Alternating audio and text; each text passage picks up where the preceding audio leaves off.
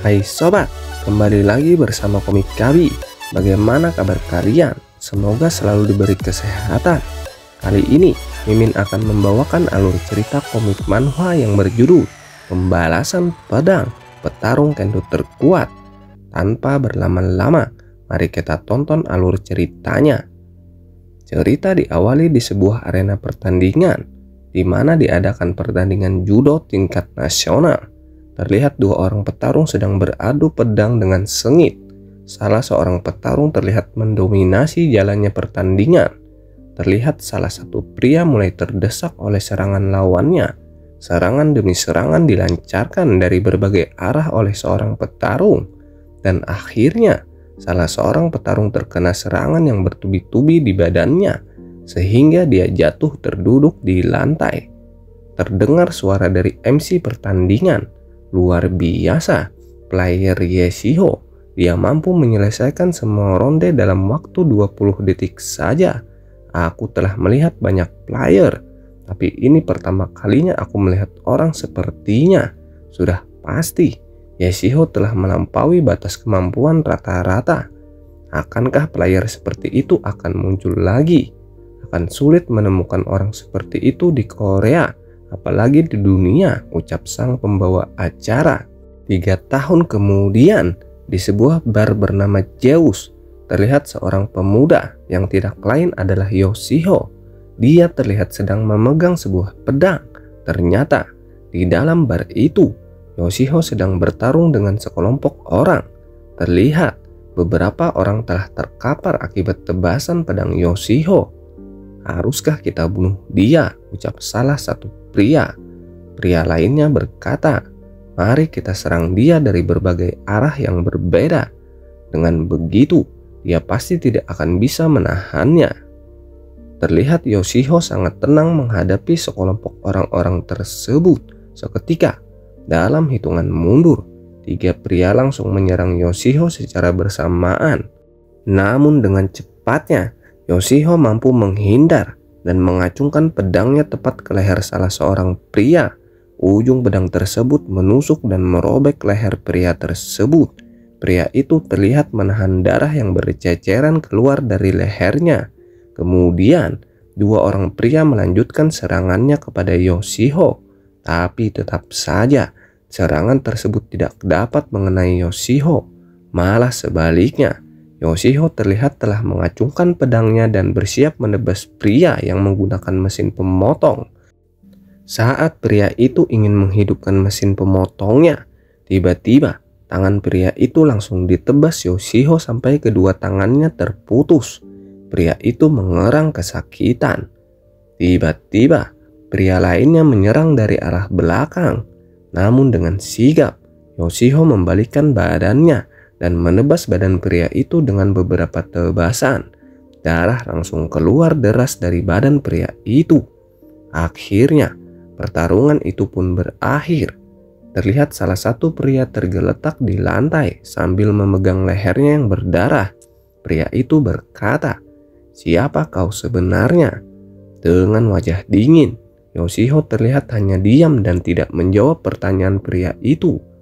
Tiba-tiba, terlihat kehadiran seorang pria. Dia berkata, "Wow, itu mematikan. Apa kau hanya bisa menebas orang saja?" Dengan tatapan tajam, pria itu kembali berkata, "Bukankah kita harus bekerja sama sekarang?" Yoshiho pun menjawab, "Kau telah membunuh saudariku, dan kau juga menjadi penyebab kematian ibu kami. Kau dan aku, atau salah satu dari kita, pastinya akan mati."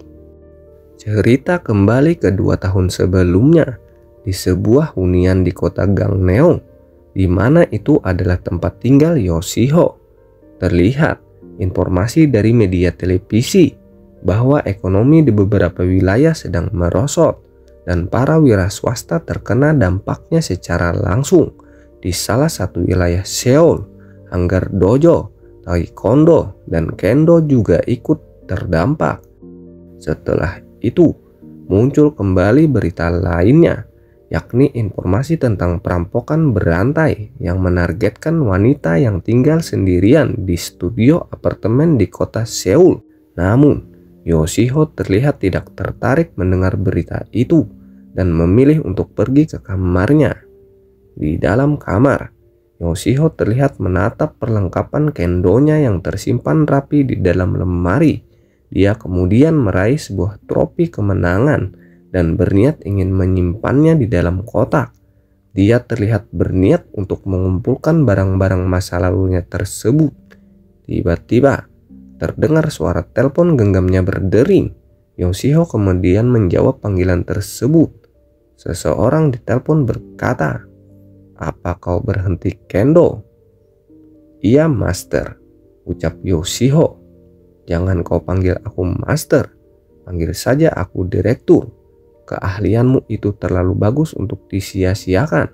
Jika kau ingin mendapatkan penghasilan dari kendo, membuka dojo adalah sebuah jalan yang tepat," ucap pria tersebut. Yoshiho pun berkata, "Sekarang ini aku harus mendapatkan sebuah pekerjaan. Kalau begitu, bergabung saja di dojoku sebagai instruktur. Aku akan memperlakukanmu dengan baik," ucap pria itu. "Tapi sekarang aku berencana untuk membantu ibuku, karena ibuku juga harus dirawat. Aku akan membuka toko," ucap Yoshiho. "Apa yang kamu maksud adalah membuka restoran gukbap? Itu berarti kamu akan membuat kaldu dari pajar dan bekerja lebih dari 12 jam dalam sehari," ucap pria itu. "Iya, maaf, aku harus berkemas. Nanti aku akan menghubungimu lagi," ucap Yoshiho. Di tumpukan barang itu, Yoshiho menemukan beberapa foto kenangan dirinya dahulu. Sejak dari kecil, Yoshiho sudah berlatih kendo. Terdapat juga foto dirinya bersama adiknya yang bernama Shion, serta foto kebersamaan dirinya bersama keluarga kecilnya dahulu. Terlihat saat itu Yoshiho juga pernah melaksanakan wajib militer di negaranya. Sambil menatap lama, Yoshiho memandangi foto ibunya. Dia juga menemukan foto bersama adiknya, yakni Shion, sewaktu berada di depan tugu Universitas Hanjin. Waktu itu, terlihat Shion mengajak dirinya berfoto, namun Yoshiho menunjukkan ekspresi yang datar saat berfoto. Shion berkata, "Kenapa kamu selalu menunjukkan ekspresi seperti ini saat sedang berfoto? Kapan aku bisa melihatmu tersenyum? Itu sangat menjengkelkan sekali. Pantas saja kakak masih jomblo," ucap Shion. Namun, Yoshiho tidak menghiraukan ucapan adiknya itu. Dia terlihat berpaling dan memetik setangkai daun. Saat itu, ibunya berkata, "Apa kamu benar-benar akan tinggal sendirian di Seoul?" Shion berkata, "Ibu tidak perlu khawatir. Kota Seoul adalah kota yang aman. Di sini tidak hanya 1 atau 2 orang saja yang diterima di Universitas Seoul serta tinggal di sini." Yoshiho pun berkata, "Bila nanti terjadi sesuatu padamu, jangan lupa Infinity," ucap Yoshiho. "Infinity," ucap Shion yang memahami makna ucapan Yoshiho itu. Infinity merupakan sebuah kode antara mereka berdua jika terjadi sesuatu hal yang buruk. Yoshiho terlihat termenung. Dia kembali mengingat kejadian lampau saat mereka bersekolah. Saat itu terjadi sesuatu dengan Shion. "Apa kau baik-baik saja?" ucap Yoshiho kepada adiknya. "Kakak, kenapa? Kenapa kau tidak kabur?" ucap Shion. Dengan senyuman lebar, Yoshiho menjawab, "Itu karena aku sangat peduli padamu." Kenangan masa lalu itu terlihat sangat membekas di benak Yoshiho. Sambil memegang sebuah daun, Yoshiho berkata di dalam hatinya, "Ini seperti angka 8 yang tergeletak miring." Shion pun berkata, "Apa kamu pikir akan terjadi sesuatu kepadaku? Ternyata keluarga kita ini sangat unik." Tiba-tiba, di arah belakang, terlihat seorang perempuan sedang berjalan. Shion lalu memanggil perempuan tersebut, yang tidak lain adalah teman akrabnya. Nama temannya tersebut adalah Sua. Si Yeon kemudian memperkenalkan Sua kepada ibunya. "Ibu, Sua juga menyewa tempat tinggal sendiri, sama seperti diriku." "Oh begitu," ucap ibunya. Saat itu, si Yeon kembali mengajak Sua untuk berfoto bersama mereka. Tiba-tiba, setelah mengenang peristiwa itu, Yoshiho melepaskan foto tersebut. Dia mendengar suara telepon genggamnya berdering. Saat ingin meraihnya, tiba-tiba tangannya menyenggol trofi kejuaraan kendo yang dimilikinya. Trofi itu pun langsung terjatuh dan pecah di lantai. Saat itu juga, dia langsung berpikir akan kejadian perampokan yang telah disiarkan barusan di media televisi. Dia terkejut karena isi pesan di ponselnya tertulis dari si Yeon yang berisi, "Maaf, aku akan pergi dulu." Seolah memahami maksud pesan itu, Yoshiho langsung mencoba menghubungi ponsel adiknya itu. Tapi sayangnya, koneksi tidak tersedia. Dia mencoba melanjutkan ke pesan suara. Di tempat lain, yakni di apartemen tempat tinggal si Yeon, terlihat suasana sedang turun hujan yang cukup deras. Di dalam sebuah kamar, terlihat suara ponsel yang tergeletak di atas tempat tidur. Tiba-tiba, pintu terlihat terbuka. Terlihat seorang pria dari balik pintu itu. Ternyata ada dua orang pria yang berhasil masuk ke ruangan itu. Seorang pria terlihat sedang membuka sebuah buku catatan harian dan berkata, "Ini terlihat aneh. Kenapa ada gambar yang sama di buku ini? Terlihat ini digambar berulang kali. Dia pasti gila." "Lupakan itu," ucap pria lainnya. "Ambil saja apa yang penting dan ayo kita pergi dari sini." Dia pun masih mendapatkan panggilan dari telepon itu. Pesan suara dari telepon itu bilang kalau dia akan datang kemari karena tidak ada jawaban. Sambil melemparkan buku harian tersebut, kemudian dua orang pria itu bergegas pergi dari tempat itu. Mereka langsung keluar sambil menutup pintu dengan cukup keras. Dari balik pintu itu, terlihat kaki yang sedang tergantung melayang. Ternyata itu adalah seseorang yang sedang tergantung. Dan tidak lain itu adalah adik Yoshiho, yakni si Yeon. Terlihat juga bahwa buku hariannya berisi gambar infinity, yakni sebuah kode atau tanda bahaya yang hanya dipahami oleh Yoshiho dan si Yeon. Di lain waktu, terlihat foto si Yeon telah dipenuhi hiasan bunga. Itu menandai bahwa si Yeon telah meninggal dunia. Terlihat 3 orang sedang bersujud di depan foto tersebut, menandai penghormatan terakhir untuk si Yeon. Dalam suasana duka itu, terlihat Sua sedang berdiri menghadap ke arah Yoshiho. Yoshiho menyadari kehadiran Sua. Dia pun menghampirinya. "Apa kau butuh mangkok?" ucap Yoshiho. "Tidak perlu. Aku hanya merasa tidak enak untuk saat ini." "Bagaimana dengan ibumu?" ucap Sua. "Dia sedang berbaring di bawah sana. Kelihatannya dia sudah tidak punya energi lagi menghadapi ini semua," ucap Yoshiho. "Oh, baiklah kalau begitu," ucap Sua. Sambil ingin beranjak pergi, kemudian dia kembali berkata, "Tolong jangan ikuti aku. Aku akan baik-baik saja." "Baiklah," ucap Yoshiho. Saat berjalan melewati karangan bunga, tiba-tiba Sua tertegun melihat sebuah karangan bunga. Karangan bunga itu bertuliskan ucapan berduka cita dari perwakilan Plasio Ingsong. Dia terdiam cukup lama. Melihat hal itu, Yoshiho juga tampak merasa heran. Apa yang sebenarnya Sua pikirkan? Ada apa dengan karangan bunga itu? Tiba-tiba, Sua berkata, "Bisakah kita keluar sekarang dan berbicara?" Setibanya di luar, terlihat Yoshiho mengambilkan sebuah minuman untuk Sua. "Apa yang ingin kamu bicarakan?" ucap Yoshiho sambil menggigit jarinya. Sua terlihat sangat ingin mengatakan sesuatu. Tiba-tiba, Sua berkata dengan keras, "Apa kau sungguh tidak merasa sedih sama sekali dengan kematian adikmu? Si Yeon pernah bilang Kamu seperti seorang psikopat tanpa emosi. Ternyata itu semua benar. Mendengar itu, Yoshio pun kembali teringat kejadian dulu bersama adiknya di saat sedang menghadapi masalah. Waktu itu, adiknya berkata, "Kakak, kenapa? Kenapa kamu tidak melarikan diri?" Yoshio pun menjawab, "Itu karena aku peduli denganmu." Dengan wajah terharu, adiknya pun berkata, "Kakak, kukira kau adalah seorang psikopat." Sambil tertunduk haru, Yoshio langsung memegang kepala adiknya itu.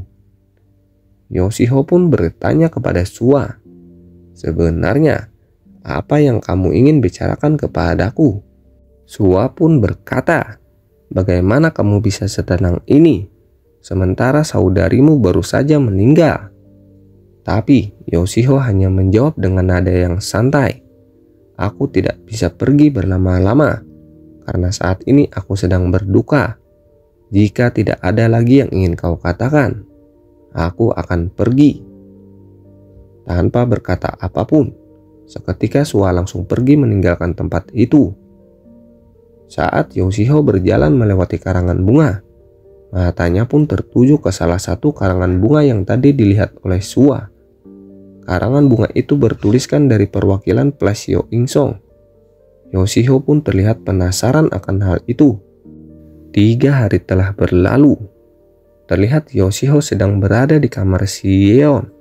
Dia mencoba mencari informasi penting yang ada di salah satu buku catatan.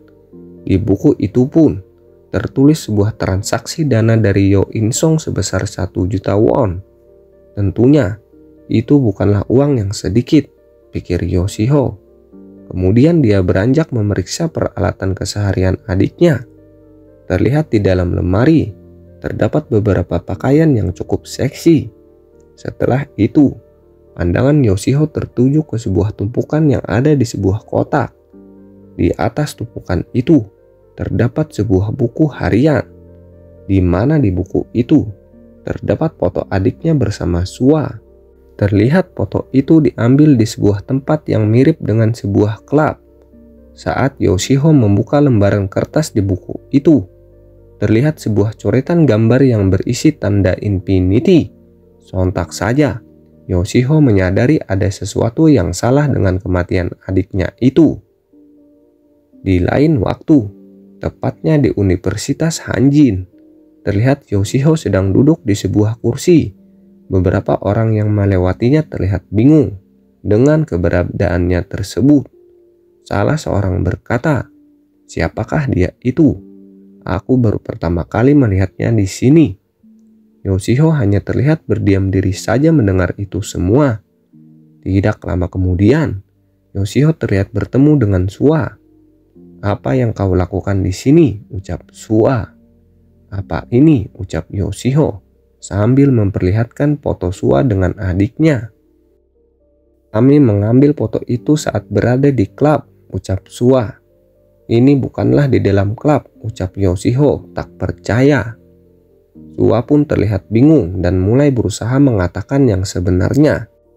Dia pun mengingat sebuah momen, yakni saat sedang berada di sebuah tempat, yakni bernama Murder Bar Plus.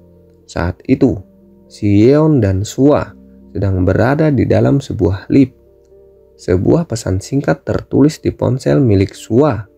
Pesan itu berisi ajakan Sua terhadap seseorang untuk menghadiri acara penjualan bikini di tempat mereka bekerja. Si Yeon berkata, "Pesan seperti itu membuatku takut. Apa kau sungguh ingin mengetik pesan seperti itu?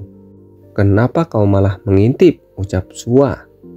"Ini adalah momen yang sangat menyiksa ketika aku mengirim teks penjualan." "Santai saja, bukankah kau hanya tinggal mengcopy paste saja?" ucap Sua. Tak lama kemudian, mereka terlihat sudah berada di ruang ganti karyawan. Mereka berdua terlihat sedang memakai pakaian yang seksi. Si Yeon terlihat mengajak Sua untuk berfoto bersama menggunakan sebuah kamera. "Ayo kita ambil foto bersama," ucap si Yeon. "Apa kau gila? Kita tidak boleh meninggalkan barang bukti, ucap Sua. Tapi, pelanggan membawa ini untukku. Paling tidak aku harus menggunakannya sekali saja, ucap si Yeon. Apa itu benar? Dan apakah pelangganmu itu dari klub Hongdae, ucap Sua. Sudahlah, ayo kita berfoto, ucap si Yeon.